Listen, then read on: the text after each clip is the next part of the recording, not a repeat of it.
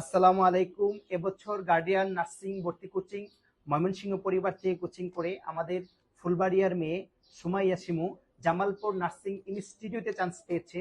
শুরুতেই সুমাইয়া আক্তার শিমুর কাছ থেকে তার পরিচয় এবং এইচএসসি কোন কলেজে পড়াশোনা করছে জানতে চাইবো।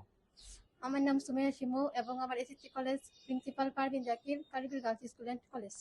ধন্যবাদ সুমাইয়া শিমুকে। এর কাছ থেকে জানতে চাইবো, ময়মনসিংহে সব কোচিং এ একটা প্রতিশ্রুতি দেয় সপ্তাহে 7 দিন ক্লাস চলবে, শুরু থেকে শেষ পর্যন্ত কোচিংটা কন্টিনিউ করব, নিয়মিত পরীক্ষা।